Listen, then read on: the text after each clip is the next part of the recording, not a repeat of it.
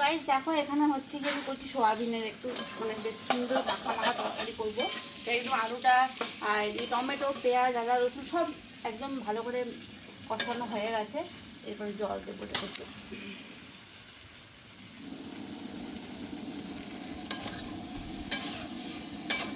আর দেখো একটু গরম করে রেখে এখানে বসেছি, কত সুন্দর বাতাস দিচ্ছে। আর আমাদের এই গাছটা না একটুও দেখো কিন্তু কাঁঠাল হয়, পাতা হলে এই ছোটো ছোটো, কত ছোটো দেখো পাতা, মানে গাছটা পুরো বড় হয়ে গেছে।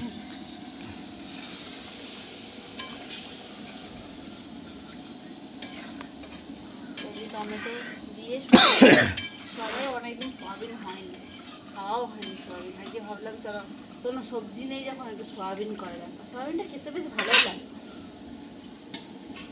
আর হচ্ছে কি ডিমের অমলেট করবো, তো তার জন্য আর ভালো লাগে ডিমের অমলেট, একটু সয়াবিন আলুর ঝোল দিয়ে ভাত। প্রত্যেক দিন সেই একই রকম সবজি খাওয়া হয়, আর কালকেও আমাদের অনেকগুলো সবজি হয়েছে, তাই জন্য আজকে আর কিছু করলাম না। চলো এখন সয়াবিন, সবাইকার এখন শরীর খারাপ হয়ে গেছে, কাশি সর্দি সবাই খারাপ হয়ে গেছে।